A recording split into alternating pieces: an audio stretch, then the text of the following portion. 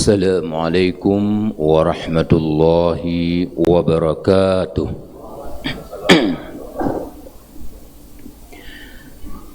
Alhamdulillahi rabbil alamin, alladzi khalaqas samawati wal ard wa ma bainahuma wa ma tahta thara wa ila Allahi turja'ul umur. Asyhadu an la ilaha illallah wahdahu la syarika lah wa asyhadu anna Muhammadan abduhu wa rasuluh la nabiyya ba'dah. Wa qala Allah ta'ala fil Qur'anil azim, a'udzu billahi minasy syaithanir rajim. Innal ladzina amanu wa hajaru wa jahadu bi amwalihim wa anfusihim fi sabilillah walladzina awaw wa nasaru ulaika ba'duhum awliya'u ba'd walladzina amanu wa lam yuhajiru ma lakum min walayatihim min khawf. Hadirin wal hadirat jamaah salat maghrib yang dimuliakan Allah, kita baru saja berganti tahun Hijriah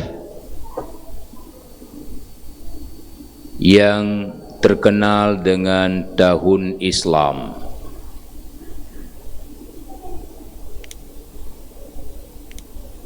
Dan tahun Hijrah ini diawali dengan sebuah peristiwa yang sangat luar biasa, sehingga Allah Subhanahu wa ta'ala mengkisahkan dalam banyak ayat Al-Quran dan dominan dalam surah Al-Anfal. Salah satunya yang barusan kita baca tadi terletak dalam surah Al-Anfal ayat 72,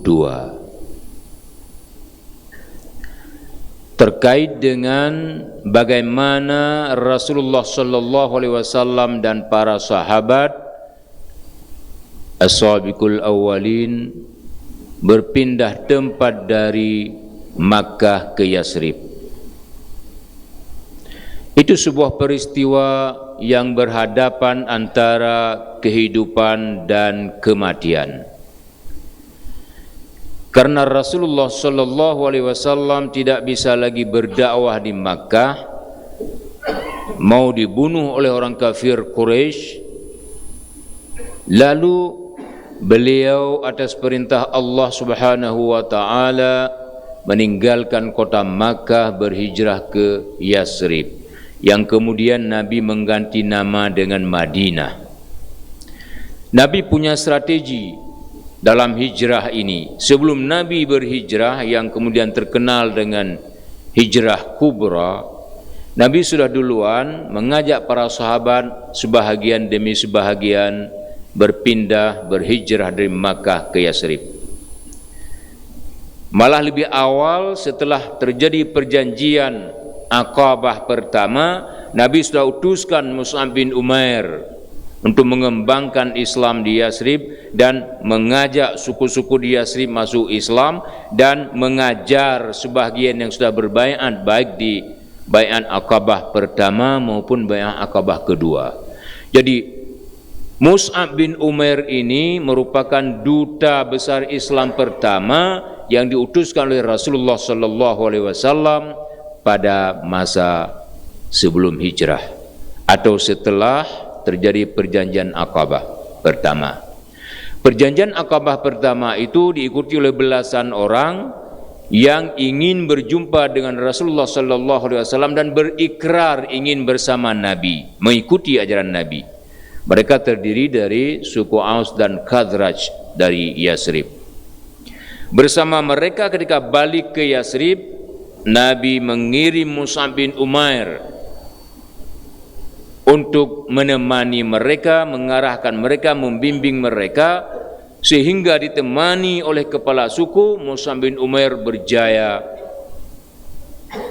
mensyahadatkan sejumlah umat manusia di Yasrib, yang kemudian ketika terjadi perjanjian Akabah kedua, hampir 90 orang turun ke Akabah dari Yasrib di Makkah untuk menyatakan kesiapan bersama Rasulullah sallallahu alaihi wasallam, dan mereka berikrar kalau ada yang mengganggu Muhammad ketika Muhammad berhijrah dari Makkah ke Yasrib nanti, kami akan pasang badan. Darah dibalas dengan darah, nyawa dibalas dengan nyawa. Jadi orang-orang yang berikrar di perjanjian Akabah II itu betul-betul menemui pada sosok seorang Muhammad ibni Abdullah itu adalah sosok Rasul yang digambarkan dalam Taurat, dalam Injil, dalam Zabur oleh Allah Subhanahu wa Ta'ala. Maka mereka yakin ingin bersama Nabi. Padahal sebahagian dari 90-an orang yang berikrar Akabah kedua itu belum beriman lagi, belum masuk Islam lagi. Tapi mereka yakin kepada sosok Muhammad ibni Abdullah sesuai dengan gambaran Alkitab. Hadirin wal hadirat sedang jamaah salat maghrib yang dimuliakan Allah. Apa faktor yang menyebabkan sesuatu itu berjaya raya? Ternyata kasus hijrah ini kita bisa jadikan pegangan dan pedoman hidup. Innalladzina amanu wa hajaru wa jahadu bi amwalihim wa anfusihim fi sabilillah.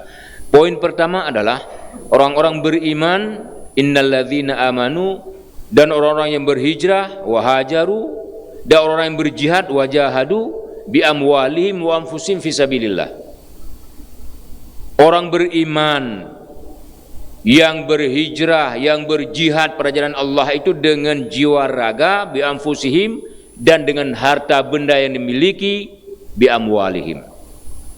Ketika dikatakan bi anfusihim, segala sesuatu yang ada pada dirinya itu digunakan untuk hijrah, untuk jihad di jalan Allah.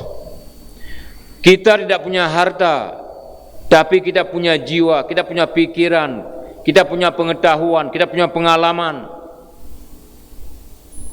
Tubuh badan, akal pikiran, pengalaman, pengetahuan yang kita miliki, kita gunakan untuk menegakkan agama Allah. Itu poin pertama. Yang kedua, bi amwalihim. Rasulullah sallallahu alaihi wasallam, para sahabat yang hijrah lebih awal itu tidak segan-segan untuk menggunakan segala sesuatu yang dimilikinya untuk menegakkan Islam, agama Allah Subhanahu wa Ta'ala, sehingga ketika hijrah itu apa yang bisa dibawa, yang tidak bisa dibawa tidak dipikirkan lagi. Tahun depan balik mau ambil onta, atau tahun depan balik mau ambil kurma, atau tahun depan balik mau menjual kebun. Para sahabat hijrah dari Makkah ke Yasrib itu apa yang bisa dibawa serta dibawa sambil bersembunyi pada kafir Quraisy, dan apa yang tinggal itu diserahkan kepada Allah. Harta milik Allah, diberikan oleh Allah dan akan diambil kembali oleh Allah. Karenanya umat Islam awal hijrah ke Yasrib itu tidak punya harta apa-apa, tapi ada saudara mereka yang terkenal dengan kaum Ansar yang kaya-kaya membantu kaum Muhajirin yang hijrah dari Makkah ke Yasrib. Maka ayat itu bersambung. Tadi innalladzina amanu wa hajaru wa jahadu bi amwalihim wa anfusihim fi sabilillah. Walladzina awaw wa nasaru ulaika ba'dhum awliya'u ba'd. Orang-orang yang memberikan tempat tinggal dan memberikan fasilitas hidup di Madinah atau di Yasrib kepada orang-orang yang hijrah ini, kaum Muhajirin, mereka kedua kelompok itu adalah ibarat tubuh yang satu. Sebahagian mereka adalah bahagian daripada yang lain. Maka hadirin yang Allah muliakan, ketika Rasulullah sallallahu alaihi wasallam mempersaudarakan antara Muhajirin dengan Ansar, kaum Ansar itu tidak segan-segan memberikan hartanya kepada kaum Muhajirin yang tidak punya harta yang datang dari Makkah ke Yasrib. Bukan hanya harta benda berbentuk uang, berbentuk benda mati seperti kebun, tanah atau hayawan, unta, kibas dan sebagainya, tapi ada seorang sahabat yang memberikan istrinya kepada saudaranya yang datang dari Makkah.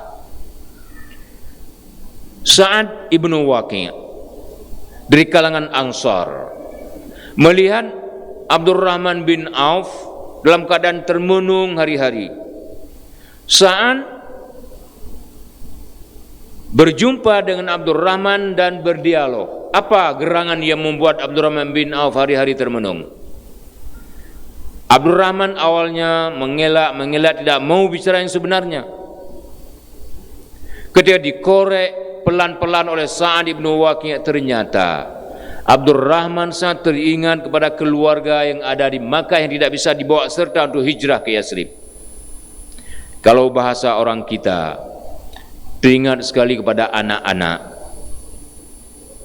Padahal yang realnya lebih berat teringat kepada ibu anak-anak. Maka Sa'ad ibnu Waqi' yang paham psikologi seorang Abdurrahman bin Auf segera mengambil sikap. Dan Sa'ad yang memiliki dua orang istri, keduanya cantik-cantik, membisik kepada istrinya yang lebih cantik dan antara kedua itu untuk diceraikan setelah habis masa iddah, dinikahkan dengan Abdurrahman bin Auf.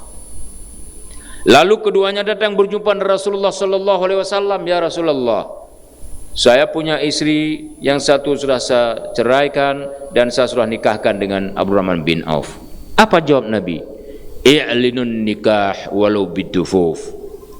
Umumkan pernikahan itu walaupun dengan menabuh rapai, menabuh rebana, supaya orang tahu semuanya itu bukan lagi istri Abdurrahman, bukan lagi istri Sa'ad ibnu Waqi', tapi sudah menjadi istri Abdurrahman bin Auf.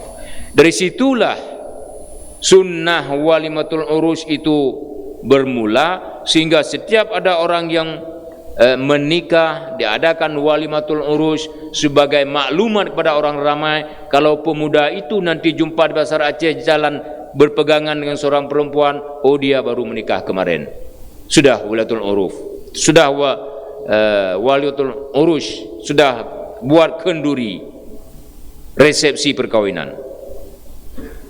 Demikian juga dan si perempuan, anak gadis itu datang berdua dengan motor, dengan Honda, berhari-hari saya tengok siapa yang membawa dia. Tahu sudah ada walimah, maka dia tidak lagi dicurigai oleh siapa-siapa. Hadirin sedang jamaah salat maghrib yang dimuliakan Allah. Hijrah itu menjadi modal utama bagi seorang muslim, bagi seorang mukmin yang ingin berhasil dalam kehidupannya. Ada dua kata kunci. Lakukan segala sesuatu itu karena Allah dan tidak segan-segan mengorbankan jiwa raga dan harta benda. Kalau ada orang berjuang untuk kejayaan Islam itu setengah-setengah, takut akan habis harta bendanya atau takut karena habis nyawanya, maka sejarah mencatat perjuangan itu jauh dengan keberhasilan.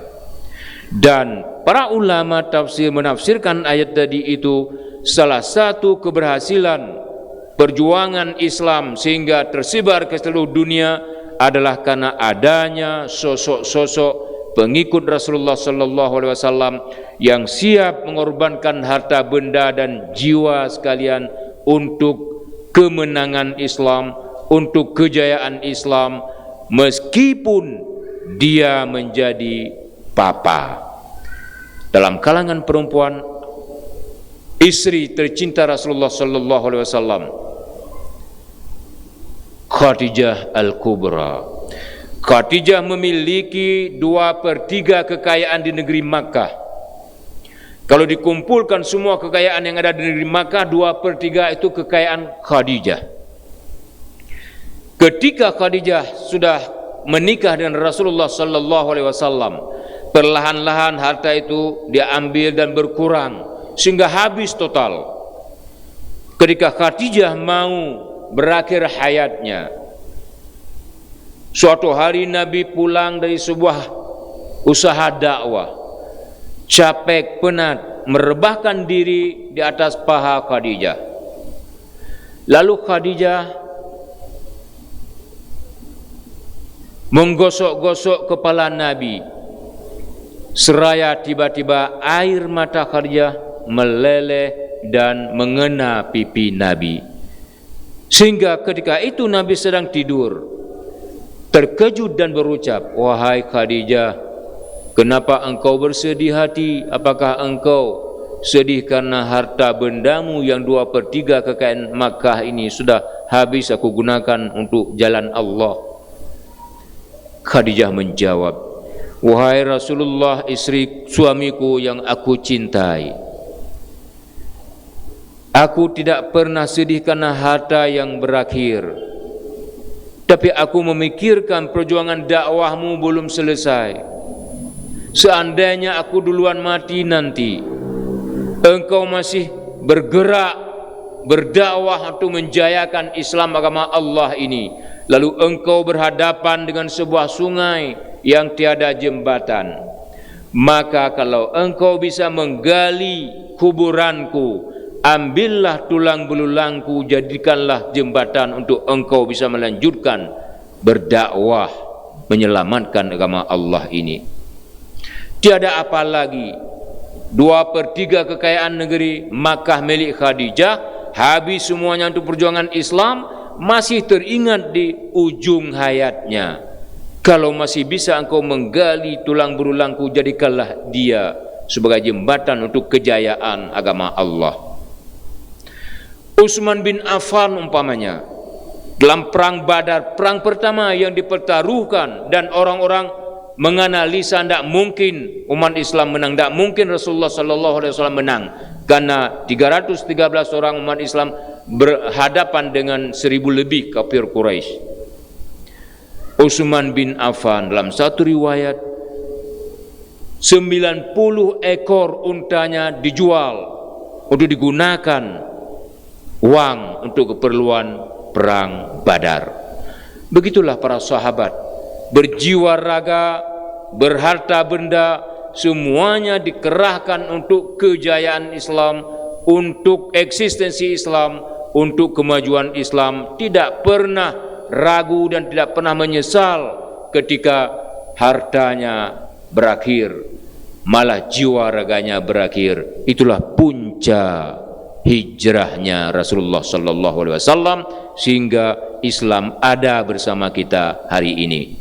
Sekiranya Nabi dan para sahabat ragu-ragu berjihad, ragu-ragu berhijrah, jangan harapkan Islam itu ada bersama kita. Semoga saja menjadi refleksi kehidupan hijrah di tahun 1446 Hijrah ini, dan menjadi pemikiran murni dari kita. Berapapun kita punya pemikiran, berapapun kita punya harta benda, berapapun kita punya kesehatan, gunakanlah untuk kejayaan Islam. Wassalamualaikum warahmatullahi wabarakatuh.